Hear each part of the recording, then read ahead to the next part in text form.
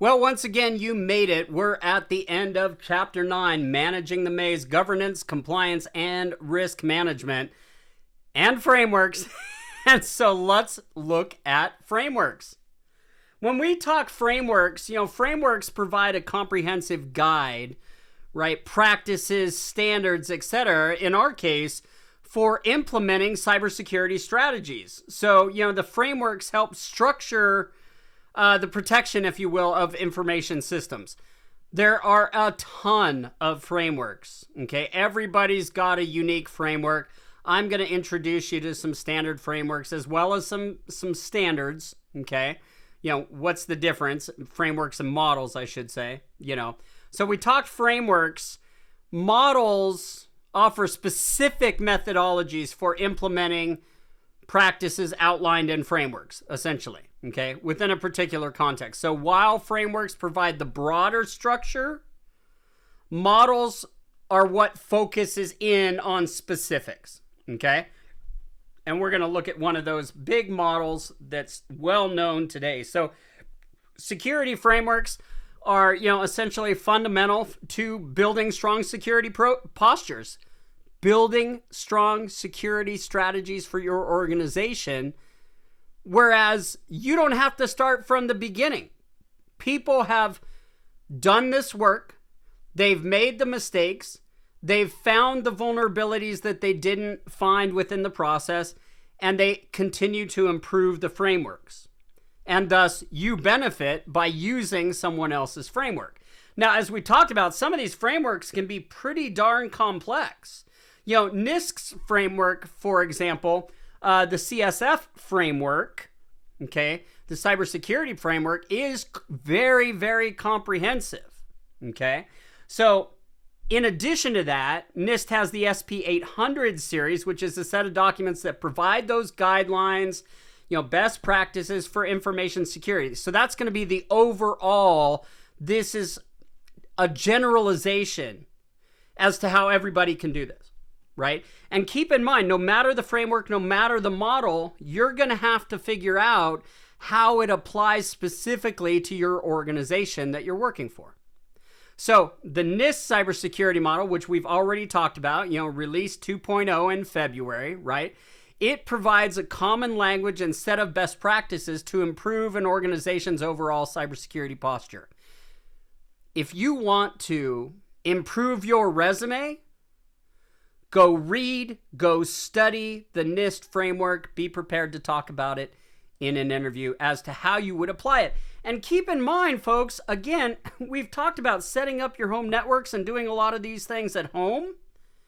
How might you apply the NIST framework to your home network? Now, that is overkill, let me be clear, but it's practice. We talked about ISO 27001, those international standards.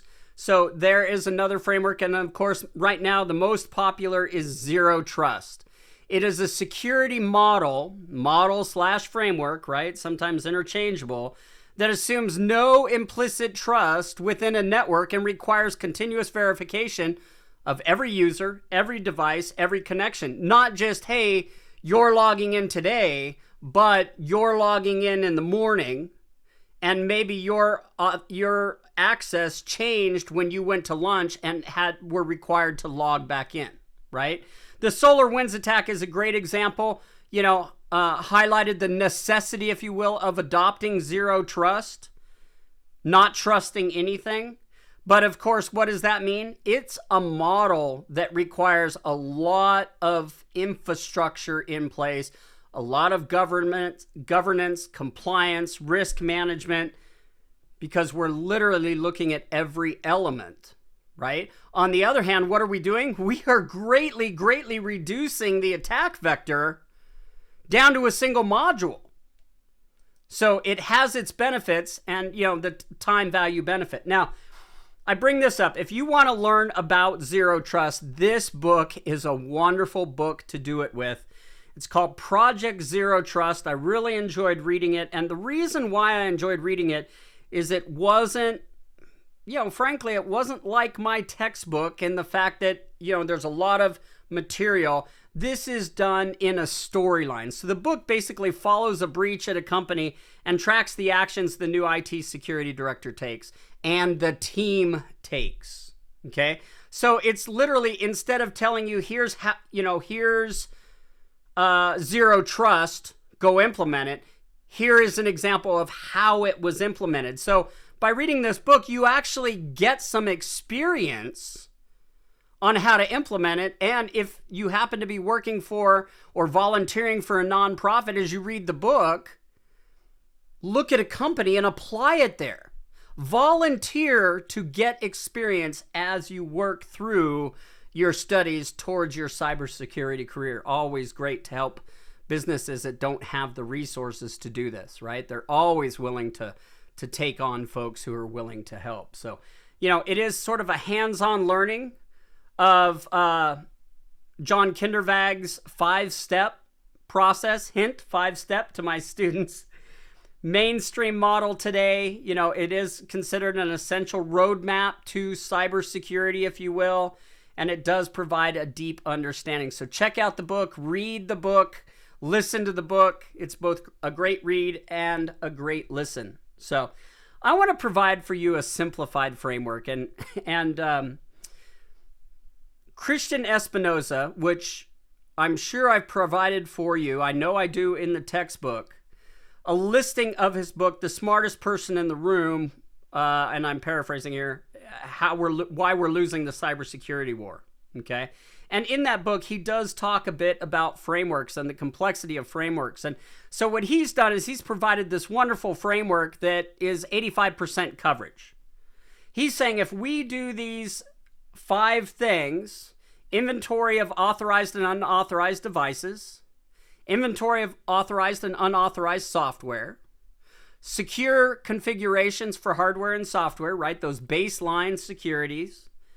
Remember, locking everything down and then unlocking only for people that need it. Continuous vulnerability assessment and remediation. And then finally, controlled use of administrative privileges, which we've talked about, right? An administrator should just use administrative privileges only when they need the administrative privileges to do a job or function. So you shouldn't be an administrator even on your local laptop and be checking your email, be writing Word documents, etc. So look at his framework. He's got a great website that discusses this in detail out at Christian Espinoza. Just Google him. I happen to love this framework. I've implemented this framework a couple times for small businesses, because if we think about the threat vectors that are common to businesses today, this is where it hits, right? Continuous vulnerability assessment and remediation. If you're asking yourself, wait, where's user training? It's right there, right? When we train users, we reduce that attack vector. So that's pretty much it. As you all know, I don't tend to then rehash out. What I would ask you to do is go ahead and pause this, read these screens, make sure you have a good understanding of the topics in blue, cybersecurity governance in general, compliance, risk management, all of these things you're going to see on that ISC2 certification. Understand some basic frameworks, NIST's frameworks, especially the CSF 2.0 version framework. Definitely understand the zero trust framework / model. And whatever you do, at least implement, think about implementing, even in your home network, Christian Espinoza's simplified framework. It's a great way to get hands-on experience with implementing frameworks. So interconnectedness, of key elements. Again, the chapter highlighted the interconnectedness of governance, compliance, and risk management. Do more reading on it. Do more studying. Definitely check out and read Project Zero Trust. Again, if for no other reason, it's an entertaining read for technical documentation, which we don't get often, okay? Future outlook. So, as threats continue to evolve, it's the same message you've heard in ending other chapters.